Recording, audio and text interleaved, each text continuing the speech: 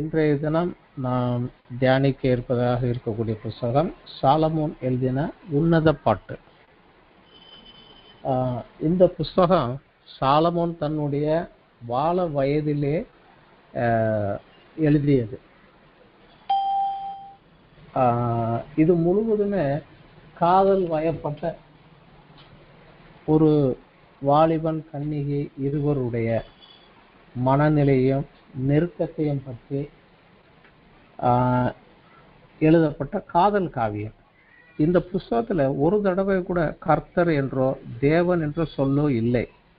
எனவே இது வேதாகமத்தில் ஏற்றுக்கொள்வதற்கு மிகுந்த எதிர்ப்புகள் இருந்தது. இதே போலிருந்த இன்னொரு புஸ்தகம் எஸ்தர். எஸ்தரை காட்டிலும் மிக அதிகமான எதிர்ப்புக்குள்ளாக போனது இந்த புஸ்தகம்.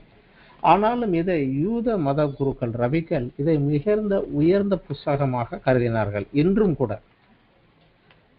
பரிசுத்த வேதாகமத்திலே ஆவிக்குரிய எந்த தகவலும் இல்லாமல் ஒரு ஆண் பெண் உணர்வுகளை மையமாக கொண்டு காதல் கவிதையாக எழுதப்பட்ட ஒரு புஸ்தகம் இடம்பெற்றது எப்படி என்று இன்னைக்கு அநேகருக்கு இது ஒரு புரியாத புதிர் தான். கிறிஸ்தவர்கள் அதிகமாக படிக்காத புஸ்தகம் மட்டுமல்ல, இதுக்கு விளக்க உரை எழுதும் வேத அறிஞர்களே அதிக குழப்பத்திலே சிரமத்திலே ஆழ்த்தும் ஒரு புஸ்தகம். அநேகருக்கு இதில் உள்ளது உண்மையான ஒரு சம்பவமா அல்லது ஒரு ஓமையா என்பதிலே இன்னும் அநேக டிபேட்டுகள் போய்கிட்டே இருக்குது.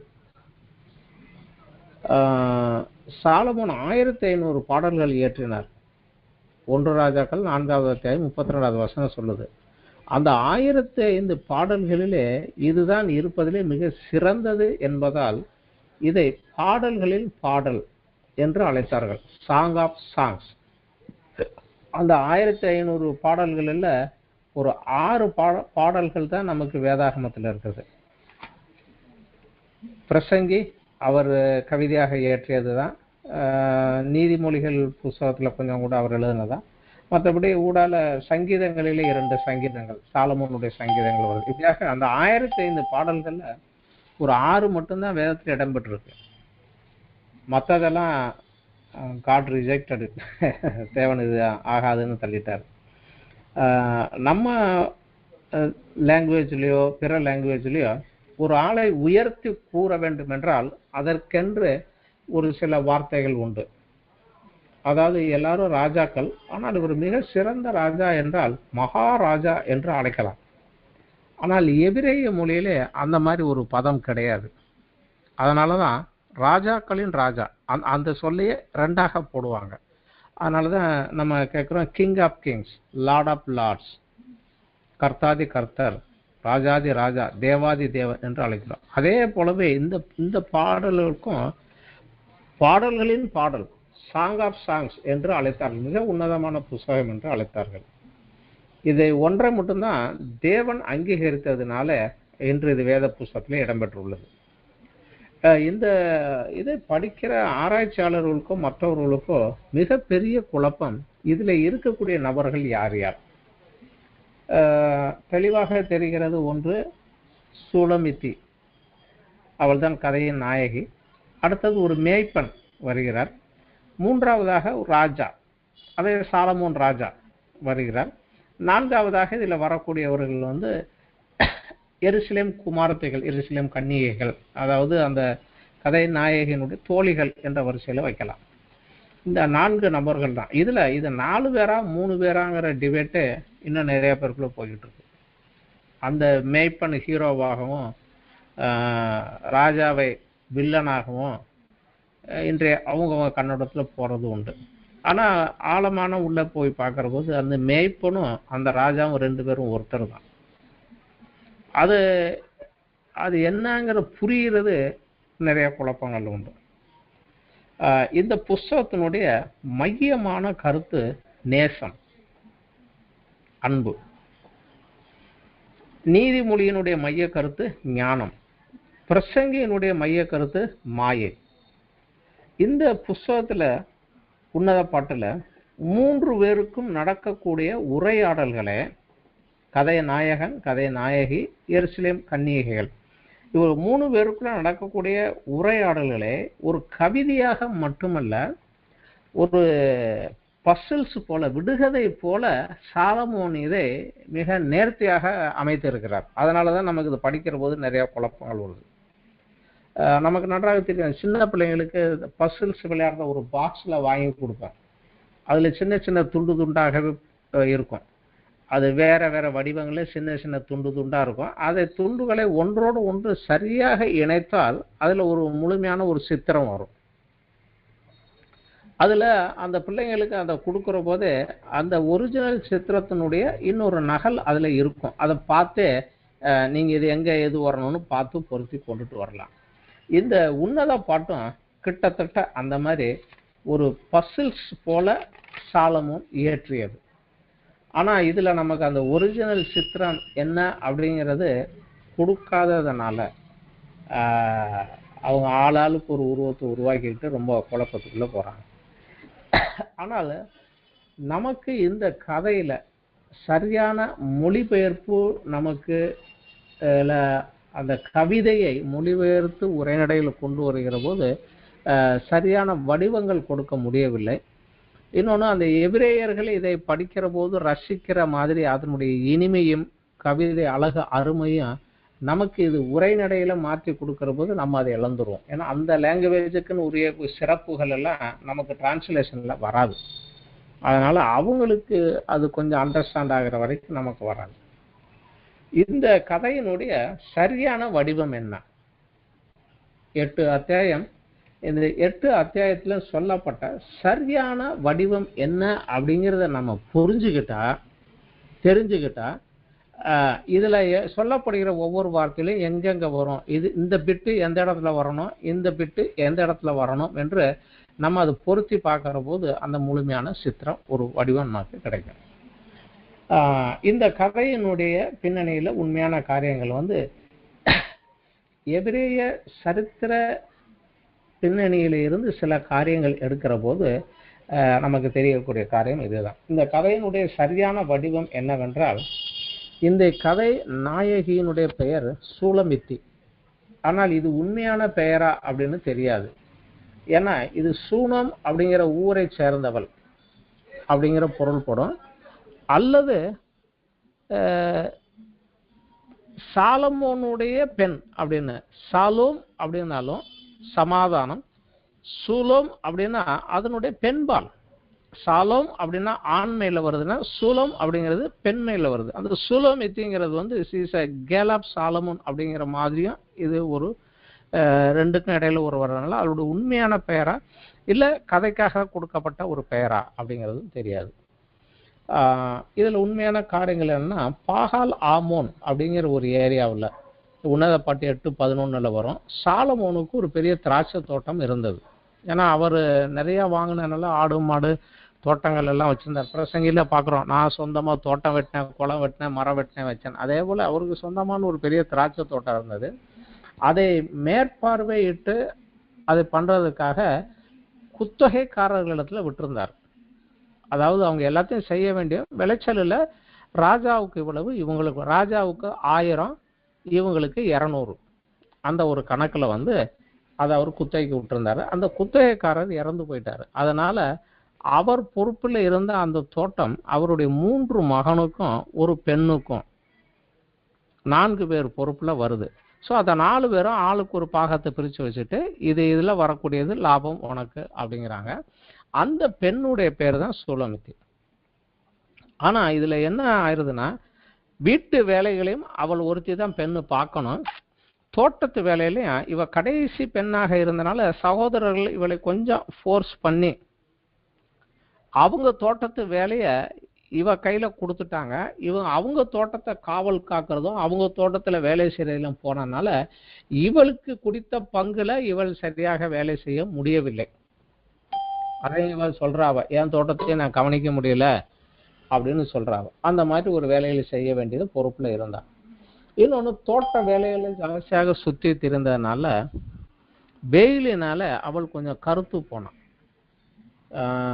யூத அந்த இதில் இருக்கிற பெண்கள் எல்லாம் நல்லா கலராக பிரைட்டாக இருப்பாங்க. ஆனா வெயில்ல அதிகம் அலைஞ்சதுனால இவள் கொஞ்சம் கருத்து போனா. அதனால இவளுக்கு ஒரு சந்தேகம், கருப்பாய் போனதுனால என்னை யாரும் விரும்புவாங்களா மாட்டாங்களா. உண்மையிலே அவருடைய சகோதரர்களுக்கும் இந்த ஒரு சந்தேகம் ஒண்ணு இருந்தது. அதனாலதான் அவங்க அதுல 8வது அத்தியாயத்துல 8, 9ல சொல்றா, நமக்கு ஒரு சிறிய சகோதரி உண்டு, அவளுக்கு ஸ்தானங்கள் இல்லை. நம்முடைய சகோதரியை கேட்கும் நாளிலே அவளுக்காக நாம் என்ன செய்வோம்?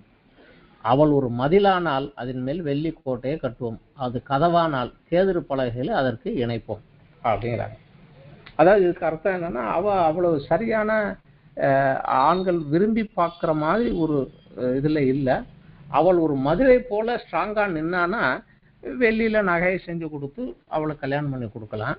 இல்லை அவ ஒரு கதவு போல யார் யார் வர்றாங்களோ அந்த பக்கம் இந்த பக்கம்ல இழுத்து அலசடி படுற மாதிரி இருந்தானா அவளை இறுக்கி வச்சு கேதுரு பலகைகளால் இறுக்கி வச்சு இங்கே போக விடாம கண்டிஷன் பண்ணுவோம். அதுதான் அதனுடைய ஒரு அர்த்தம். அதை ஒரு கவிதை நடையில சொல்றாங்க. அவளுடைய சகோதரர்கள் அந்த மாதிரி தான் ஒரு இதுல இருந்தாங்க. இந்த ஒரு நேரத்துல அந்த பகுதியில புதிதாக ஆடு மேய்க்கிறதுக்கு ஒரு மேய்ப்பன் வருகிறார். வாலிப வயதில் ஒரு மேய்ப்பன் வருகிறார். அவள் இவளை பார்த்து பேச, இவ அவளை பேச, ஒரு நாள் அடுத்த நாள் அடுத்த நாள் அடுத்த நாள் அப்படியே சந்திக்கிறாங்க. அந்த சந்திப்பு மெதுவாக ஒருவர் மேல் உள்ள ஒரு விருப்பமாக மாறி, அது ஒரு அன்பாக மாறி, பிரியமாக மாறி, பின்னாடி அது ஒரு காதலாக மாறுகிறது. ஆனா இவள் சூளமத்திக்கு தெரியாத ஒரு காரியம், இவன் புதுசா இங்க வந்து ஆடு மேய்ச்சிட்டு போறான், இவன் ராத்திரி எங்க போய் தங்குறான், அவன் எந்த ஊருக்காரன், எங்க இருந்து வந்தான் அப்படின்னு தெரியணும். அதை மெதுவா அவங்ககிட்ட திருப்பி திருப்பி கேட்கிறான். உன் ஆடெல்லாம் எங்க போய் மடக்குவ, நீ எங்க போய் இருப்பேன்னு. அவன் சரியான ஒரு பதில் சொல்லாம ஒரு ஜாடையாக, என் ஆட்டு காலடியை பின்தொடர்ந்தே வந்து பார்த்தேன்னா நான் அதை எங்க மடக்கிறேன்னு உனக்கு தெரியும் அப்படின்னு சொல்லி ஒரு ஜாடையாகவே சொல்லிக்கிட்டே போறாங்க. அப்புறம் கொஞ்சம் அவர்களுடைய உறவுகள் கொஞ்சம் முற்றி வளருகிற போது இருவரும் ஒருவரை ஒருவர் திருமணம் செய்து கொள்ள ஒப்புக்கொள்றாங்க. இந்த பெண் வந்து அவனை திருமணம் செய்ய ஒப்புக்கொள்கிறாள். அப்போது அவன் சொல்கிறான், இரு நீ இங்கே இரு, நான் என் ஊருக்கு போயிட்டு நாளைக்கு என் ஊருக்கு போகணும், போய்விட்டு நான் வந்து உன்னை திருமணம் செய்து என் வீட்டுக்கு அழைத்து போறேன், அதுக்குள்ள நான் என் ஊருக்கு போயிட்டு வந்து உன்னை திருமணம் செய்து என் வீட்டுக்கு அழைத்து போகிறேன் அப்படின்னு சொல்லிட்டு போயிடுறான்.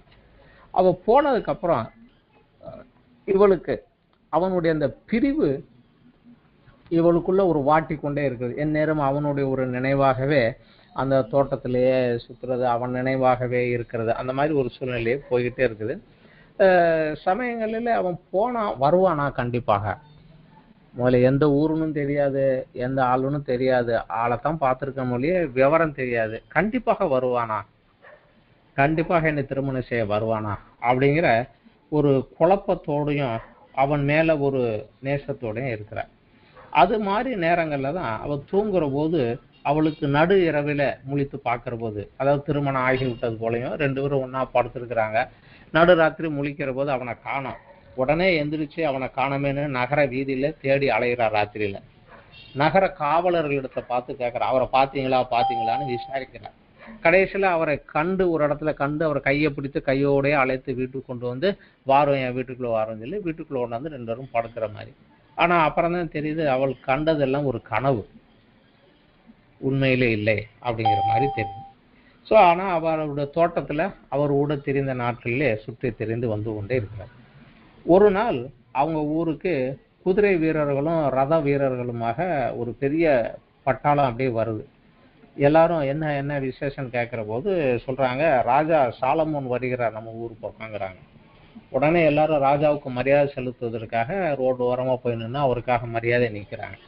இவளும் அதே போல ராஜா வருகிறாருன்னு ஒரு ஓரமா ஒதுங்கி நின்று பார்க்கிற போது அப்பொழுது தான் அவளுக்கு தெரியுது, அந்த ரதத்துல வருகிற அந்த ராஜா தான் நான் கண்ட மேய்ப்பன் அப்படின்னு. அப்போ ஒரு திகிலோடு அவ குழப்பத்தில் இருக்கிற நேரத்திலே ராஜா வந்து, வா உன்னை என் வீட்டுக்கு கூட்டிக் கொண்டு திருமணம் செய்வதற்காகத்தான் உன்னை அழைச்சிட்டு போக வாரேன்னு சொன்னால வந்திருக்கிற வான்னு சொல்லி கூட கூட்டிட்டு அரண்மனைக்கு போயிடுறாரு. போற போதுதான் அவளுக்குள்ள பலவித குழப்பங்கள் மண்டையில. ஏன்னா அப்பவே சாலமோனுக்கு 60 ராஜவம்சத்து மனையாட்டிகளும் 80 மறுமனையாட்டிகளும் இருந்தாங்க. இவளை நேசித்து இவளை அழைத்து போற போதே அவளுக்கு ஏற்கனவே 60 ராஜவம்சத்தை சேர்ந்த மனையாட்டிகளும் 80 மறுமனையாட்டிகளும் இருந்தாங்க. ஆனா இவர் அந்த சூலமுத்தை அழைத்து கொண்டு போய் ராஜா திருமண விருந்துக்கு திருமண வைபவம் நடக்குது, விருந்து சாலையில கூட்டி கொண்டு போய் உட்கார வைக்கிறாரு. அவளுக்கு இது நெசமா என்னங்கிற ஒரு குழப்பத்திலேயே இன்னும் புரியாமலே ஒரு பதட்டத்துல இருக்கா. இவ்வளவு நாள சாதாரண ஒரு தோட்டத்துல வேலை செஞ்சுக்கிட்டு இருந்த ஒரு கிராமத்து பொண்ணு இன்னைக்கு ராஜா பக்கத்துல ராஜாவுடைய மனைவின்னு ராஜ ஆசனத்துல உட்கார்ந்து கொண்டு விருந்து சாலையில உட்கார்ந்து விருந்து சாப்பிட போற போது she feel uncomfortable. அதாவது இது தகுதி இல்லாத எனக்கு நான் என்ன வந்து உட்கார்ந்து இருக்கிறேன் அப்படின்னு. அதே நேரத்துல அந்த ராஜாவினுடைய 60 மனைவிகளும் 80 மறுமனையாட்டிகளும் இந்த பொண்ணை பார்க்கறதுக்கு வராங்க. அந்த விருந்துக்கு வந்து இவளை பார்க்கறதுக்காகவே வராங்க. ஏன்னா சாலமோனுடைய டேஸ்ட் என்னன்னு அவங்களுக்கு தெரியும். அவர் சிறந்ததை விரும்பி ரசித்து பார்க்கக்கூடிய ஒரு பெரிய கலை ஞானம் உள்ளவன்னு தெரியும். ஒரு பெண்ணை கண்டு காதல் வயப்பட்டு அவளை கல்யாணம் பண்ணணும் கூட்டிட்டு வர்ற அளவுக்கு இருக்கணும்னா அந்த பொண்ணு எப்பேற்பட்டவள் அப்படின்னு பார்க்கறதுக்காக அவங்கெல்லாம் வர்றாங்க. ஆனா அந்த பெண்களை பார்த்த உடனே இவளுக்கு வந்து அவங்கெல்லாம் அழகா தெரியுறாங்க. ஏன்னா அவங்களுடைய கலர், அவங்களுடைய ட்ரெஸ், அவங்க அதெல்லாம் ரொம்ப அழகா தெரியுறாங்க. இவ அவங்ககிட்ட பார்த்த உடனே இவளுக்குள்ள ஒரு தாழ்வு மனப்பான்மை வருது. அதனால அவ சொல்றா, நான் கருப்பா இருக்கேன்னு பார்க்காதீங்க, என் சகோதரர்கள் என்ன திராட்சை தோட்டத்துல காவல் காக்க வச்சாங்க, அதனாலதான் நான் கருப்பா இருக்கேன் அப்படின்னு சொல்லி அவங்க கிட்ட தன்னை ஒரு தாழ்வு மனப்போட இருக்கிற போது அந்த பெண்களும் எல்லாம் வந்து நீ உண்மையிலே மிக சிறந்தவள் தான், அழகுல சிறந்தவள் தான், கலர் கருப்பு தான், ஆனா நீ அழகுல சிறந்தவள் தான் அப்படின்னு சொல்லி அவளை பாராட்டுறாங்க. அது வந்து 6வது அத்தியாயத்துல 9-10 வசனங்கள்ல வரும். ராஜஸ்திரியும் மறுமனை ஆட்டுகிறான் அவளை போட்டு, சந்திரனை போல அழகும் சூரியனை போல பிரகாசமும் கொடிகள் பறக்கும் படையை போல கொடியும் உள்ளதாய் அருணோதயம் போல உதிக்கிற இவள் யார் அப்படின்னு சொல்லி அவளை பாராட்டுறாங்க. சாலமோனு நேச வார்த்தைகளினால அவளை அணைத்து கொண்டு, அதுதான் நம்ம எல்லாருக்கும் தெரிந்த அந்த ஒரு வசனம். அத்தியாயம் 4ல 9வது 10வது வசனம். உன் நேசம் எவ்வளவு இன்பமாயிருக்கிறது என் சகோதரியே, என் மணவாளியே, திராட்சை தோட்டத்தை பார்க்கல உன் நேசம் எவ்வளவு மதுரமாயிருக்கிறது என்று சொல்லி அவரும் அவளை பாராட்டி பேசி அவளை அழைத்துக் கொள்கிறார். அப்பொழுது அவர் சொல்றாரு, அவர் என்னை நேசம் என்கிற ஒரு இடத்துல அழைத்து போனார், என் மேல் பறந்தக்கூடிய அவருடைய நேசம் அப்படின்னு சொல்லி அந்த சாலமோனுடைய அவளுடைய தேற்றுதலும் அதை அவளை சமாதானம் பண்ணுது. ஆனாலும் அவளுக்கு ஒரு சின்ன ஒரு சிக்கல் பிரச்சனை. கிராமத்துல சுதந்திரமாக நினைத்த போது நினைத்த இடமெல்லாம் சுற்றி திரிந்து வாழ்ந்த வாழ்க்கைக்கும் இப்பொழுது இருக்கிற அரண்மனை வாழ்க்கைக்கும் உள்ள வேறுபாடு அவள் புரிந்து கொள்வதற்கும் அதற்கு தன்னை மாற்றி கொள்வதற்கும் ரொம்ப சிரமப்படுறான். என்றால் அவ திராட்சை தோட்டத்து மத்தியில யாருமே இல்லாம என் நேசரும் நானும் தனித்து ஒருவர் மார்பில் ஒருவர் சாய்ந்திருந்தோம். ஆனா அவ சொல்றா, இங்கேயோ என் படுக்கை அறைக்கு வெளியே 60 பேர் உருவிய கத்தியோட காவலுக்கு நிற்கிறாங்க. நான் எப்படி பிரைவேசியாக இதாக இருக்க முடியும் அப்படின்னு சொல்லி. ஏன்னா ராஜா அரண்மனையில ராஜாவுக்கு எப்பொழுதும் சத்துருக்கள் உண்டு, காவலுக்கு எப்பவும் ஆள் இருப்பாங்க, எங்க போனாலும் ஆளுங்க இருப்பாங்க. அவளுக்கு அது வந்து அந்த பிரைவேசி இல்லாம எல்லாருக்கும் முன்னாடி இவங்களுக்கென்று அந்த ராஜஸ்தானத்துக்கு தக்க நடக்க வேண்டி இருப்பதை வந்து அவளுக்கு எல்லாம் கொண்டுட்டு வர்றதுக்கு ரொம்ப சிரமப்படுறான். மெதுவாக அந்த அரண்மனையுடைய ராஜ போகங்கள், அரண்மனையுடைய வாழ்க்கை, அந்த வசதிகள் வாழ்க்கைகள் அவளுக்கு கொஞ்சம் சந்தோஷமா பிடிக்கிற மாதிரி இருந்தாலும் அவளுக்கு கொஞ்சம் ஜாஸ்தியாக தான் இருக்குது. அப்பதான் அவள் ஒரு நாள் பார்க்குறா, அவள் தூங்குகிற போது சாலமோன் ராஜா நடு இரவில வந்து கதவை தட்டுகிறார். கதவை தட்டுகிற போது அவள் எது சொல்றா, என் ட்ரெஸ் எல்லாம் நான் கலட்டி போட்டுட்டேன், அதை நான் எப்படி திரும்பி எடுத்து உடுத்துக்கிட்டு வருவேன், என் காலையெல்லாம் கழுவிட்டேன், இனி எப்படி அதை நான் திரும்பி அழுக்காக்குவேன் அப்படின்னு சொல்றேன். அதை சொல்லி படுக்கை விட்டு எந்திரிக்க கொஞ்சம் நேரம் ஆகுது. ஆனாலும் அவன் மனசுக்குள்ள ஒரு நேசத்தால பொங்கி, பாரு என் நேசர் வந்திருக்கிறாரு, என்ன ஆனாலும் நான் போவேன், எந்திரிச்சு போய் கதவை திறக்க போறேன். காரணம் நம்ம கிராமத்துல அவள் இருந்தபோது ஒரே ட்ரெஸ்ஸோட அப்படியே படுத்திருப்பாங்க, அப்படியே எடுப்பாங்க போவாங்க. ஆனா ராஜா அரண்மனையில டெய்லி போடுற ட்ரெஸ் வேற, நைட்டுக்கு போட்டுக்கிற ட்ரெஸ் வேற. அந்த நைட்டு ட்ரெஸ்ஸோட வெளியே கதவை திறக்கவோ மாட்டாங்க, அந்த ட்ரெஸ்ஸை மாத்திட்டு தான் வருவாங்க. இப்பதான் நான் எல்லாம் மாத்தினேன், திருப்பி மாத்தணும், இது என்ன எனக்கு அப்படிங்கிற மாதிரி அந்த ஒரு லைஃப்குள்ள போயிட்டு திருப்பி வந்து அவர் கதவை திறக்கிறதுக்குள்ள அவரை காணோம். உடனே நேசத்தினாலே அவள் மேல் உள்ள பாசத்தினால ஐயோ அவர் தேடி வந்து நான் விட்டுட்டனே அப்படிங்கிற ஒரு மனக்குழப்பத்துல அவரை தேடி நகர வீதியெல்லாம் அலையிறா. முதல்ல அவள் கண்ட கனவுல அவ சொந்த கிராமத்துல, அதனால காவலர்களுக்கு அவளை தெரியும். இப்பொழுதோ இவ இருக்கிறது வேற ஊர்ல, இரவில சுத்தி அலையிறா. ஆனா காவலர்கள் அவளை அடையாளம் கண்டுபிடிக்காம அவரை அடிச்சு விரட்டுறாங்க. அவள் மேல இருக்கிற மேல ஆடையெல்லாம் பறித்து கொள்கிறாங்க. அவ அதோடு அவளை தேடி அலைந்து ஓடுகிறார். அப்போ எருசலேம் நகரத்தில் உள்ள குமாரத்தைகள் வந்து கேட்கறாங்க, என்ன எங்க போறேன்னு. அப்போ அவங்ககிட்ட போய் கேட்கிறா, என் நேசரை பார்த்தீங்களா அப்படின்னு கேட்கிறா. அவங்க கேட்கறாங்க, எங்கள் நேசரை காட்டிலும் உன் நேசர் எந்த வகையில் சிறந்தவர்? என் நேசரை பார்த்தியான்னு இந்த கத்துக்கத்துட்டு அவர் என்ன பெரிய ஸ்பெஷலா அப்படின்னு கேட்கறாங்க. இல்ல என் நேசரனுடைய சிறப்பு என்னன்னு உங்களுக்கு சொல்றேன்னு சொல்லி அவரை பத்தி சிறப்புகள் எல்லாம் சொல்லிட்டு இருக்கிறார். அப்போ அதை கேட்ட உடனே அவங்க சொல்றாங்க, வா நம்மளும் சேர்ந்து உன்னோட சேர்ந்து அவரை தேடுறோம் வா அப்படின்னு சொல்லி அவங்க எல்லாரும் தேட போறாங்க. அப்பதான் அவளுக்கு தெரியுது தான் கண்டது கனவு அப்படின்னு.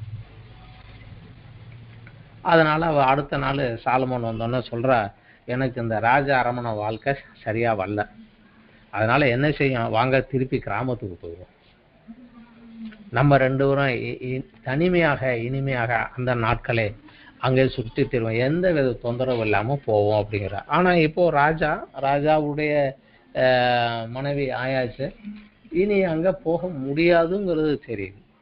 அந்த ஒரு குழப்பத்துக்குள்ள வாரமா போவோமோ அப்படிங்கிறா.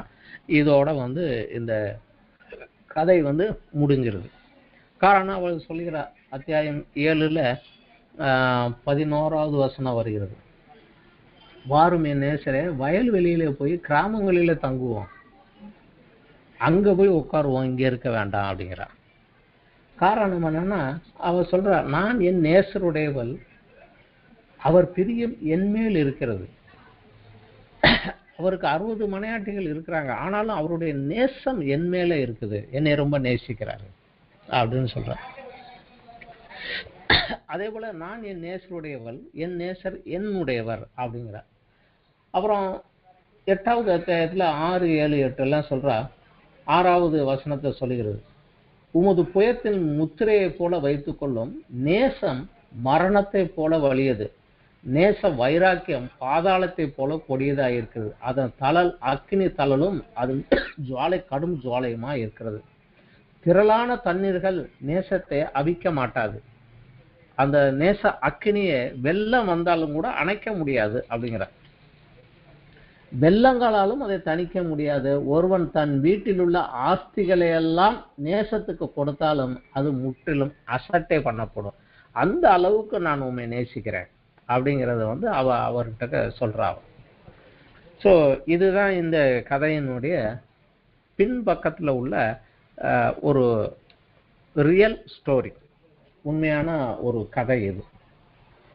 சாலமோன் காலத்துல அவருக்கு நடந்த திருமணங்கள் எல்லாமே எப்படின்னா, அவர் விரும்பி நேசித்து செய்தது இந்த ஒரு பொண்ணத்தான். மற்ற திருமணங்கள் எல்லாமே அரசியல் காரணங்கள்.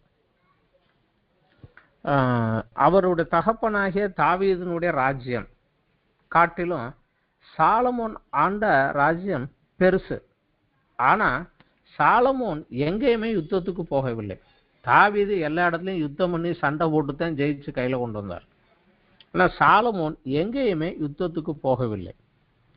இப்படி இருக்கையில அவருடைய ராஜ்யம் எப்படி பெரியதானது? ஒரே காரணம் இதுதான், சாலமோனுக்கு இருந்த ஐஸ்வர்யமும் ஞானமும் ஊர் பூரா ரொம்ப ஃபேமஸாக இருந்ததுனால இவருடைய தேசத்துக்கு அண்டையில் இருக்கக்கூடிய தேசத்துல இருக்கக்கூடிய அந்த தேசாதிபதியோட இல்ல அங்க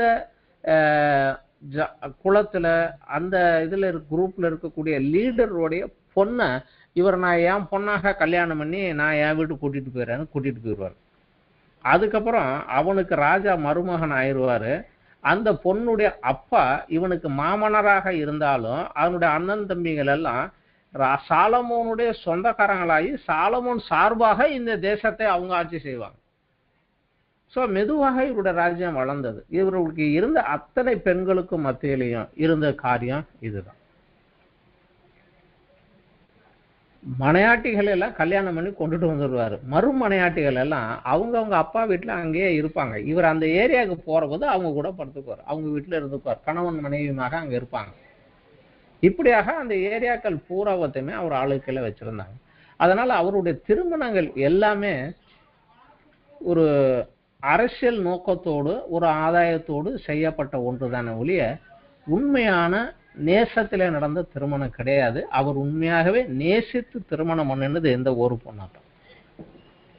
அதனால தான் அவரு பிரசங்கில எழுதுறாரு, 1000 பேருக்குள்ள கூட ஒரு மனுஷனை நான் கண்டுபிடிச்சிருவேன், ஆனா 1000 பேருக்குள்ள இதுதான் உண்மையான பெண்ணுன்னு நான் சொல்ல முடியாதுங்கிறாரு. காரணம் இதுல என்ன இருக்கணுமோ அதை இவர் வாலிப வயதுல அனுபவித்திருந்தாலும் கொஞ்சம் ஞானம் அறிவு வந்தோன்னே எல்லாத்தையும் ட்ரை பண்ணி எல்லாத்தையும் டெஸ்ட் பண்ணி பார்ப்பேன் அப்படிங்கிறதுனால இதையும் ஒரு சோதனை குட்டிகளை வச்சு செஞ்சதுனால அதனுடைய இனிமையும் அதனுடைய பரிசுத்தத்தையும் இழந்து போனதுனால அவரால் அதை கண்டுபிடிக்க முடியல. அதுதான் அவருடைய காரியம். இப்ப இதனால இது எபிரேய மொழியில படிக்கிறவங்களுக்கு இதனுடைய பின்னணியங்கள் கொஞ்சம் தெரிஞ்சதுனால இதை எதுல எங்க கோர்த்து எப்படி கொண்டு வந்திருக்கிறாருன்றது தெரியும். அதனால அவங்க அதை கொஞ்சம் ரசிச்சு படிப்பாங்க.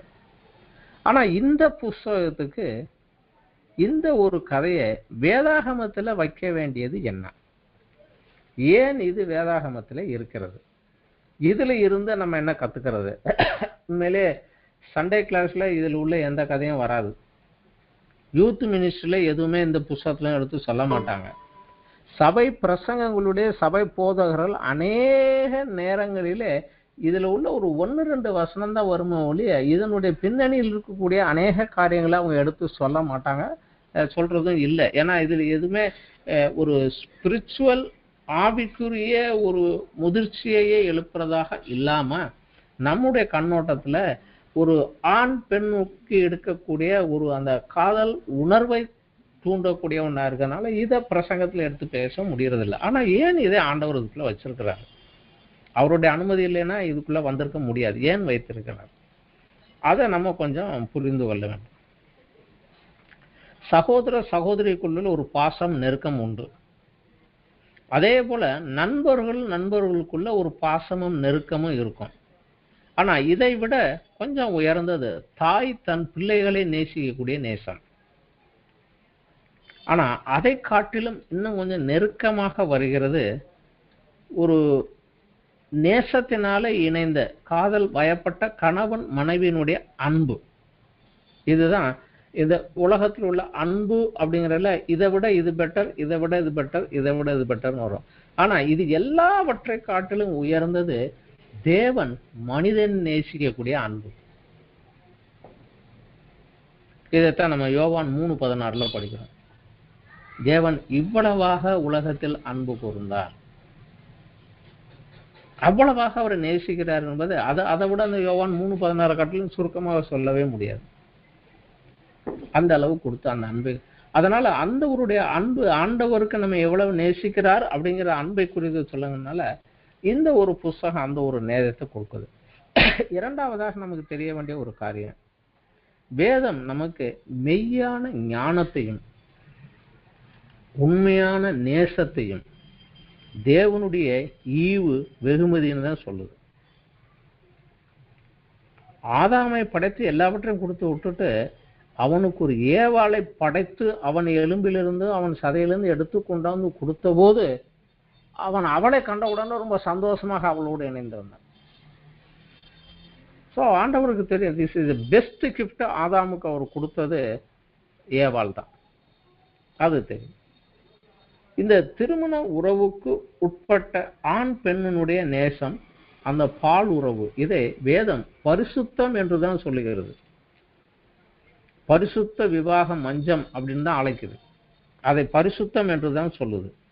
அந்த திருமண உறவுக்கு அப்பாற்பட்ட பால் உறவே அது பாவம், விபச்சாரம், வேசித்தனம் என்று அது தப்பு அப்படின்னு சொல்லுது. இந்த ஒரு லிமிட்டுக்குள்ள இதை நீ அனுபவிக்கலாம், இது உனக்காக கொடுக்கப்பட்டதுதான், இதுக்குள்ள நீ சந்தோஷமா இருக்கலாம். ஆனா இதற்கு வெளியே இதை ஆண்டவர் அனுமதித்து உனக்காக கொடுக்கப்பட்ட ஒரு பெரிய கிஃப்ட், அனுமதி, அவ்வளவுதான் கொடுக்குது. ஆனா இதற்கு வெளியே செய்வது தவறு அப்படின்னு சொல்லுது. ஆனா இன்றைக்கு நம்ம வாழக்கூடிய இந்த உலகத்துல, இந்த வஞ்சிக்கப்பட்ட விழுந்து போன உலகத்துல பல சொற்களுக்கு அர்த்தம் வேற வேறவாக மாறி போய் விட்டது. அதாவது லவ் அப்படின்னு சொல்றாங்களே ஒழிய அதற்கு பின்னணியில் அவங்க பார்க்கறது லஸ்ட் தான். இந்த லஸ்ட்டுக்கும் லவ்வுக்கும் உள்ள வித்தியாசம் அநேகருக்கு தெரியறது இல்லை. லஸ்ட்டை தான் இன்னைக்கு லவ் அப்படின்னு சொல்றாங்க. அதாவது காதல் அப்படின்னு சொல்றாங்க, அது காதல் கிடையாது, காமம். சரீர மேகத்தில் இருக்கக்கூடிய ஒரு இச்சை, அந்த சரீர அழகையும் அதோட அடைய வேண்டுங்கிற அந்த இச்சையத்தான் இன்றைக்கு காதல் அப்படின்னு சொல்றாங்க ஒழிய அந்த உண்மையான காதல், உண்மையான லவ் அப்படிங்கிறதுக்கு இன்றைக்கு உள்ள ஜெனரேஷனுக்கோ இவங்களுக்கோ அதனுடைய சரியான அர்த்தம் புரிய மாட்டேங்குது. வேதம் கூறும் உண்மையான நேசம் அன்பின் மிகுதியால் தன்னை முழுமையாக ஒருவருக்கு ஒருவர் ஒப்பு கொடுப்பது. இதை வேத வெளிச்சத்துல தான் நம்ம கண்டுகொள்ள முடியும். இன்றைக்கு உள்ள ஜெனரேஷன்ஸுக்கும் இது வேணும். அதனால அநேகமாக திருமணம் ஆன கணவன் மனைவிக்கு திருமணம் ஆன உடனடியாக அவர்களுக்கு வேதத்துல இருவருமாக சேர்ந்து உட்கார்ந்து வாசிக்கும்படியாக இந்த புத்தகத்தை ரெஃபர் பண்றது உண்டு. இருவருமாக சேர்ந்து உட்கார்ந்து உன்னத பாட்டு படிங்க அப்படின்னு சொல்லி. ஸோ அது அவர்கள் ஒருவருக்குள்ள தன்னைத்தானே ஒத்துக்கொள்வதற்கு எதிர்பார்ப்பார்கள். ஓல்ட் டெஸ்டமென்ட் பழைய ஏற்பாட்டில் தேவன் தன்னை நாயகராகவும் இஸ்ரவேலை தன் மனைவியாகவும், இஸ்ரவேல் பிற தெய்வங்கள் வணக்கத்திலே அது சென்ற போது தனக்கு விரோதமாக வேசித்தனம் பண்ணினாள் என்றும் இந்த உறவின் அடிப்படையை அவனுக்கு ஒரு அடையாளமாக வைத்துக் கொண்டு பேசினார். எரேமியா 3வது அத்தியாயத்துல 1வது வசனம் சொல்லுது, ஒரு புருஷன் தன் மனைவியை தள்ளிவிட அவள் அவனிடத்திலிருந்து புறப்பட்டு போய் அந்நிய புருஷனுக்கு மனைவியானால் அவன் அவளிடத்திற்கு நீ திரும்பி போவானோ? அந்த தேசம் மிகவும் தீட்டுப்படும் அல்லவோ என்று மனுஷர் சொல்லுவார்கள். நீயோ வென்றால் அநேக நேசரோடு வயசுத்தனம் பண்ணினாய், ஆகிலும் என்னிடத்தில் திரும்பி வா என்று கர்த்தர் சொல்லுகிறார். இஸ்ரவேல் தேசத்தை குறித்து, நீ அநேக விக்கிரக வணக்கத்துக்குள்ள நீ போயிட்ட, எனக்கு விரோதமா நீ வேசித்தனம் பண்ணி போயிட்ட, ஆனாலும் திரும்பி வா அப்படின்னு நான் உனக்கு சொல்லுகிறேன் அப்படிங்கிறார். அதிலே 4வது வசனமும் 5வது வசனமும், நீ இது முதல் என்னை நோக்கி என் பிதாவே தேவரீர் என் இளவயதின் அதிபதி என்று சொல்லி சதா காலமும் கோபத்தை வைப்பாரோ அதை என்றென்றைக்கும் காப்பாரோ என்கிறாய் அல்லவா? இதோ நீ இப்படி நீ சொல்லியும் பொல்லாப்பு செய்து மிஞ்சி போகிறாய். பேசுறது என்கிட்ட நல்லா பேசுற, ஆனா திருப்பி அதே தப்பை செஞ்சுக்கிட்டே போயிட்டு இருக்காது, எனக்கு தெரியாதுன்னு நினைக்கிறியோ அப்படிங்கிற. அதே போல 20வது வசனம் 3வது அத்தியாயம் எரேமியா 3:20, ஒரு மனைவி தன் புருஷனுக்கு துரோகம் செய்வது போல இஸ்ரவேல் வம்சத்தாராகிய நீங்கள் எனக்கு துரோகம் செய்தது மெய் என்று சொல்லுகிறார். ஸோ இந்த ஒரு உறவை வைத்துக்கொண்டு இதை விட அதிகமான என்னுடைய அன்பு அப்படிங்கிற போது நமக்கு இந்த அன்பு சரியாக புரியாவிட்டால் அந்த அன்பை புரிந்து கொள்வது கொஞ்சம் சிரமம்தான். இந்த அன்புக்குள்ள இல்லாத ஜனங்களுக்கு தேவனுடைய அந்த அன்பை புரிந்து கொள்வதும் அதை ஏற்றுக்கொள்வதும் கொஞ்சம் கஷ்டம்தான். இதே புதிய ஏற்பாட்டில் நம்ம பார்த்தோம்னாலும், புதிய ஏற்பாட்டில் இயேசு கிறிஸ்து சபையை சொல்லுகிற போது இது என் மனவாட்டி என்றுதான் அழைக்கிறார். நம்ம எல்லாருக்கும் தெரிந்த ஒரு பகுதி தான். எபேசியர் 5வது அத்தியாயம் 25 32 வசனம் வரைக்கும் பவுல் சபைக்கு எழுதுகிற போது இந்த ஒரு காரியத்தையும் கிறிஸ்துவின் சபையையும் இணைத்தே கொண்டுட்டு வருகிறார். எபேசியர் 5:25 புருஷர்களே உங்கள் மனைவிகளில் அன்பு கூறுங்கள், அப்படியே கிறிஸ்துவும் சபையில் அன்பு கூர்ந்து தாம் அதை திருவசனத்தை கொண்டு தண்ணீர் முழுக்கினால் சுத்திகரித்து பரிசுத்தமாக்குகிறதற்கும் கரை திரை முதலானவைகள் ஒன்றும் இல்லாமல் பரிசுத்தமும் பிழையற்றதுமான மகிமையுள்ள சபையாக தமக்கு முன் நிறுத்திக் கொள்வதற்கும் தம்மைத்தாமே அதற்காக ஒப்பு கொடுத்தார். அப்படியே புருஷர்களும் தங்கள் மனைவியை தங்கள் சொந்த சரீரங்களாக பாவித்து அவர்களை அன்பு கூற வேண்டும். தன் மனைவியில் அன்பு கூறுகிறவன் தன்னில் தானே அன்பு கூறுகிறான். தன் சொந்த மாம்சத்தை பகைத்தவன் ஒருவரும் இல்லையே, கர்த்தர் சபையை போஷித்து காப்பாற்றுகிறது போல ஒவ்வொருவனும் தன் மாம்சத்தை போஷித்து காப்பாற்றுகிறான். நாம் அவருடைய சரீரத்தின் அவயவங்களாகவும் அவருடைய மாம்சத்திற்கும் அவருடைய எலும்புகளுக்கும் உரியவர்களாக இருக்கிறோம். இதை நிமித்தம் மனுஷன் தன் தகப்பனின் தாயை விட்டு தன் மனைவியுடன் இசைந்து இருவரும் ஒரே மாம்சமாய் இருப்பார்கள். இந்த ரகசியம் பெரியது. நான் கிறிஸ்துவை பற்றும் சபையை பற்றும் சொல்லுகிறேன். ஆதாமுடைய எலும்பிலிருந்து ஒரு பகுதியும் சதையிலிருந்து ஒரு சதையும் எடுத்துத்தான் ஏவாளை உருவாக்கினார். ஆனா இங்கே அவர் சொல்லுகிறாரு, நாம் அவர் சரீரத்தின் அவயவமாகவும் அவருடைய மாம்சத்திற்கும் அவர் எலும்புகளுக்கும் உரியவராக இருக்கிறோம். ஸோ அவருக்குள்ள இருந்துதான் நம்ம சிருஷ்டிக்கப்பட்டு எடுக்கப்பட்டோம். நம்ம திருப்பி அவரோட தான் போயினேன். அதுதான் கரெக்டான ஒரு மேட்ச் உள்ளது. இந்த ரகசியம் பெரியது. நான் கிறிஸ்துவின் சபையை பற்றி சொல்கிறேங்கிறாரு. எப்படி ஆதாமுக்கு எலும்பிலே இருந்து ஏவாளை சிருஷ்டித்து கொடுத்தாரோ அதே போலதான் தேவன் இன்று கிறிஸ்து பூமியிலே சிந்திய அந்த ஜீவனில் இருந்து கிறிஸ்துவுக்கு மனவாட்டியாக சபையை இன்றைக்கு ஆயத்தப்படுத்தி எழுப்பி கொண்டே வருகிறார். இதுல நம்ம நம்மளுடைய பிளேஸ் என்ன அப்படிங்கறது தெரிஞ்சுக்கணும். வெளிப்படுத்தல 2வது அத்தியாயத்துல கூட இதே இந்த எபேசு சபைக்கு செய்தி சொல்லுகிற போது, இதே இந்த எபேசு சபைக்கு தான் இயேசு கிறிஸ்து செய்தி சொல்லுகிற போது ஒரே ஒரு குறையத்தான் சொல்லுகிறார். வெளிப்படுத்தல் 2:4 ஆகிலும் நீ ஆதியில் கொண்டிருந்த அன்பை விட்டா என்று உன் பேரில் எனக்கு குறை உண்டு. அவர் என்னென்னமோ செய்யற, நிறைய செய்யற, எல்லாம் சந்தோஷம்தான். ஆனா அன்பின் நிமித்தமாக நீ செய்யவில்லை. ஆதியில் என் மேல வச்சிருந்த அன்பை நீ விட்டுட்ட, அது உனக்கு குறை உண்டு. அதனால எங்க இருந்து விழுந்தாயின்னு பார்த்து திரும்பி அதற்கு வா என்று ஒரு அழைப்பை கொடுக்கிறார். ஓல்ட் டெஸ்ட்மென்ட்லயே தேவன் இஸ்ரவேலை அழைத்தார். நியூ டெஸ்ட்மென்ட்ல இயேசு கிறிஸ்து சபையை அழைக்கிறார். இந்த ஒரு அன்பை நான் இதை காட்டிலும் அதிகமாக உன்னை நான் நேசித்தேனே. தாவீதினுடைய பாடுகள் கஷ்டங்களுக்கு பின்னணியிலே தன் குமாரனாகிய கிறிஸ்து படப்போகிற பாடுகளை தீர்க்க தரிசனமாக அவன் மூலமாகவே சங்கீதங்களில் எழுதி வைத்த அதே பரிசுத்த ஆவியானவர் தான் இன்றைக்கு சாலமோன் சூலமித்தி நேசத்தின் பின்னணியிலே கிறிஸ்துவுக்கும் சபைக்கும் உள்ள நேசம் எப்படி இருக்கும் என்பதை எழுதி வைத்திருக்கிறார். நமக்கு ஞானஸ்தானத்தின் போது கிறிஸ்துவோடு நிச்சயதார்த்தம் முடிந்து விட்டது, விவாக ஒப்பந்தம் ஆகிவிட்டது. ஆனா அன்னையிலிருந்து அவர் என்னைக்கு அவர் வீட்டுக்கு என்னை அழைத்து போவார் என்று திருமண நாளுக்காக காத்திருக்கிறோம்.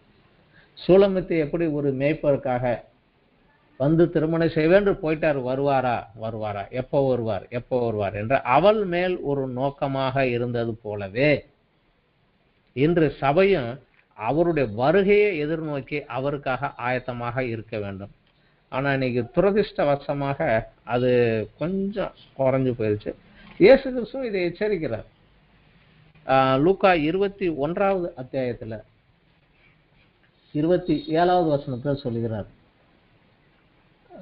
வருங்காலத்தை சொல்லுகிற போது, அப்போது மனுஷகுமாரன் மிகுந்த வல்லமையோடும் மகிமையோடும் மேகத்தின் மேல் வருவதை காண்பார்கள்.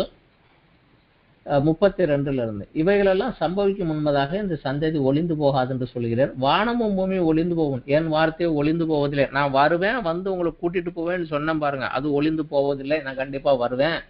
ஆனா அப்படி வர்ற போது உங்கள் இருதயங்கள் பெருந்திண்டினாலும் வெறியினாலும் லௌகீக கவலையினாலும் பாரம் அடையாதபடிக்கும் நீங்கள் நினையாத நேரத்தில் அந்த நாள் உங்கள் மேல் வராதபடிக்கும் எச்சரிக்கையா இருங்கள். நான் வர்ற அன்னைக்கு என்கிட்ட வர முடியாது உங்களை தடை பண்ணக்கூடிய காரியங்கள் 3 காரியங்கள் சொல்லுகிறது. ஒன்று பெருந்தீனி வெறி, இன்னொன்று உலக பிரகாரமான கவலைகள். இந்த கவலைகளை நீங்க உட்கார்ந்து இருந்தீங்கன்னா, இந்த உலகத்தின் ஐஸ்வர்யத்தையும் உலக ஆசீர்வாதத்தையும் சம்பாதிப்பதையுமே நோக்கமா வச்சு உட்கார்ந்து இருந்தீங்கன்னா நீங்க என்னை விட்டுருவீங்க. இதைத்தான் சூலமித்தி அரண்மனையில போய் உட்கார்ந்துட்டு நேசர் தேடி வந்த போது என் ட்ரெஸ் எல்லாம் அழுக்காயிருச்சு, நான் எப்படி புது ட்ரெஸ் போடுவேன், காலை எப்படி கழுவுவேன்னு சொல்லிட்டு திரும்பி பார்க்கறதுக்குள்ள அவர் போயிட்டாரு. திருப்பி அவர் தேடி போய் அடி உததான் வாங்கினான். ஒரு மானமாக அதை மறைவாக உள்ள வைத்திருக்கிறார். அதனால தான் சொல்லுகிறார் லூக்கா 21:35, பூமியில் எங்கும் குடியிருக்கிற அனைவர் மேலும் அது ஒரு கண்ணியை போல வரும். எப்போ வரும்னே தெரியாது, அப்படி வரும், ஜாக்கிரதையா இருங்க. அதனால ஒரு ஆலோசனை கொடுக்கிறார். ஆகையா இனி சம்பவிக்க போகிற இவைகளுக்கு நீங்கள் தப்பி மனுஷகுமாரனுக்கு முன்பாக நிற்க பாத்திரவான்களாக எண்ணப்படுவதற்கு எப்பொழுதும் ஜெபம் பண்ணி விழித்திருங்கள். நம்மளுடைய அனுதின ஜெபத்தில் இருக்கக்கூடிய ஒரு பாயிண்ட், ஆண்டவரே நீர் வரும்போது முன் நான் நிற்க வேண்டும், அதற்கு தடையாக இடைஞ்சலாக இருக்கிறது எதுவோ அதை எடுத்து போட எனக்கு ஆலோசனை வழிநடத்துதலும் தாரும். நான் எதை வேணாலும் இழந்து போயிடட்டும், ஆனா நீர் வரும்போது முன்னாடி நிற்பதை நான் இழந்து போயிடக்கூடாது, அதற்கு என்னை ஆயத்தமாக்கும் என்கிற ஜெபம் நம்ம கிட்ட இருக்கணும். இயேசு கிறிஸ்து இந்த காரியத்துக்காக ஜெபம் பண்ணி விழிப்பா இருங்கள்ங்கிறார். இன்றைக்கு அவர் வரும்போது என்னென்ன நடக்கும்னு சொன்னாலும் அதெல்லாம் ரொம்ப தீவிரமா நடந்துட்டு போகுது. 99.99 நடந்துட்டு போயிடுச்சு. ஜாக்கிரதையா இருக்கும். அதுதான் நமக்கு ஒரு எச்சரிப்பு. திருமணத்துக்கு முன்ன காதல் நேசம், திருமணமான பின்பு கணவனுடைய வீட்டில் அந்த பெண்ணுக்கு ஒரு வேலையும் ஒரு பொறுப்பும், தன் கணவனுடைய ஸ்தானத்தை உயர்த்தி காக்க வேண்டிய ஒரு பொறுப்பும் அவசியமும் உண்டு. திருமணத்துக்கு முன்ன எப்படியோ சுத்தி இருக்கலாம், ஆனா இன்னைக்கு திருமணம் ஆனதுக்கு அப்புறம் நான் கலெக்டர் ஒய்ஃப்னா அதற்குரிய அந்த மரியாதைக்குரிய ஸ்டேட்டஸோட நான் நடந்தாகணும். என் கணவனுடைய ஸ்டேட்டஸுக்கு தகுந்து நான் நடந்தாகணும். அதற்கு உள்ள கொண்டு போகணும். முந்தி எப்படியோ இருந்தோம், ஆனால் கிறிஸ்துவை ராஜாதி ராஜாவை ஏற்றுக்கொண்ட பிற்பாடு அவருடைய மனைவி, அவருடைய சபை எப்படி நடக்க வேண்டுங்கிற அந்த ஸ்டேட்டஸையும் பொறுப்பையும் காப்பாற்றி நம்ம நடக்க வேண்டியது நமக்கு முக்கியம். எபேசியர் 4வது அத்தியாயத்துல 1வது வசனம் இதுதான் பவுல் சொல்றார், நீங்கள் அழைக்கப்பட்ட அழைப்புக்கு பாத்திரவான்களாக நடங்க. முதல்ல என்னவாக என்னை அழைத்திருக்கிறார் அப்படின்னு தெரிஞ்சுட்டு அதுக்கு ஏற்ற மாதிரி நடங்க அப்படின்னு ஒரு எச்சரிப்பு கொடுக்குறாரு. அது நம்ம கொஞ்சம் ஜாக்கிரதையா போக வேண்டும். அதே போல அரண்மனையின் சுகபோக வாழ்வை அனுமதித்து அந்த சுகத்திலேயே மயமங்கி இருக்கிற போது நேசர் வந்து கூப்பிடுகிற போது அவருடைய அந்த பழைய அன்பு குறைஞ்சு போய், அவரை அடிக்கடி பார்த்து அடிக்கடி கேட்கறாங்க, அது குறைஞ்சு போய் இருக்கிறதுனால அவர் இழந்து போயிடுவேனோ அப்படிங்கிற ஒரு பயம் அவளுக்கு இருந்த அந்த ஒரு பயம், கிறிஸ்துவிடத்துல நாம் பெற்ற ஆசீர்வாதங்கள் நம்மை குருடாக்கி கிறிஸ்துவை விட்டு நம்மை பிரித்து விடாதபடி எச்சரிக்கையாக இருக்க வேண்டும். அதுதான் பவுல் வந்து ரோமர் 8வது அத்தியாயத்துல 36, 37, 38, 39 சொல்லுகிறார். கிறிஸ்துவின் அன்பை விட்டு நம்மை பிரிப்பவன் யார்? உபத்திரவமோ, வியாகுலமோ, துன்பமோ, பசியோ, நிர்வாணமோ, நாசமோசமோ, பட்டயமோ, இது எது வந்தாலும் கூட கிறிஸ்துவின் மேல் இருக்கக்கூடிய அன்பை விட்டு என்னை பிரிக்காது. இவை எல்லாவற்றிலும் நாம் நம்மில் அன்பு கூறுகிறவராலேயே முற்றிலும் ஜெயம் கொள்ளுகிறவர்களாய் இருக்கிறோம். என்னை நேசிக்கிற அவர் நேசத்தினாலே இது எல்லாத்தையும் ஜெயிக்கக்கூடிய வல்லமை. ஏன்னா அந்த நேசம் பெருசாகிற போது இதெல்லாம் எனக்கு ஒரு தூசியத்தான் தெரியும்.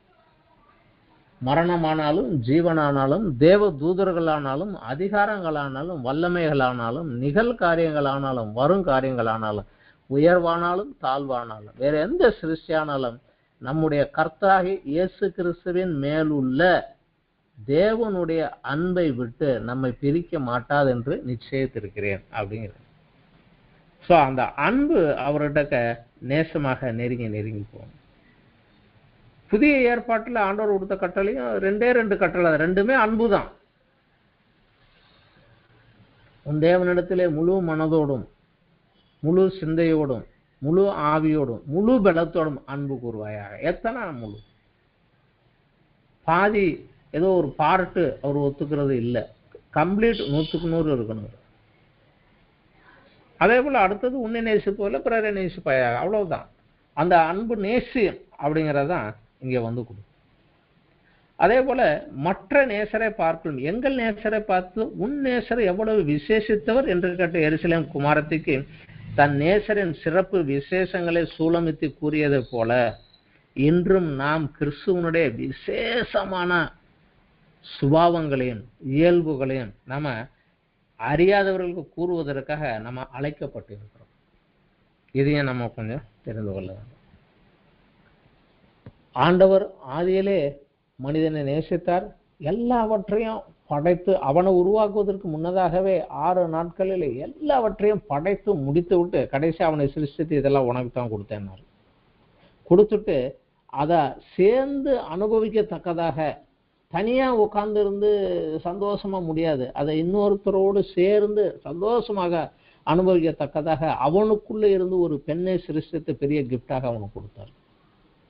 என்று நம்மை கிறிஸ்துவோடு சேர்ந்து 1000 வருடங்கள் அவரோடு அரசாளும்படியாக அந்த 1000 வருடங்களுக்கு அப்புறம் நித்தியமாக அவரோடு கூட அவருடைய வீட்டில் இருக்கும்படியாக நம்மை அதற்காக வென்று அழைத்திருக்கிறார்.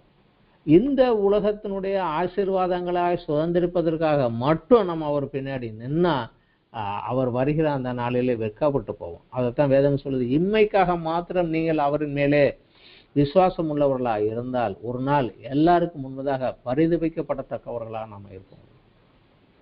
நம்ம அழைத்ததின் நோக்கம் தெரியும். இவ்வளவாக ஒரு ராஜா ஆனாலும் ஒரு சாதாரணமாக தோட்ட வேலை செய்யக்கூடிய ஒரு பெண்ணை பார்த்து அவள் இவனை நேசித்த அந்த நேசத்தின் மிகுதியினாலே அவளை அந்த நேசத்தை அவர் நேசத்தை அதிலே உணர்ந்து புரிந்து நேசம் இவ்வளவு வலியதா என்று அறிந்து அவளை அழைத்து சென்றது போல ராஜாதி ராஜா கர்த்தாதி கர்த்தா இயேசு கிறிஸ்து வருகிறார் தன் மணவாட்டியை அழைத்து செல்ல.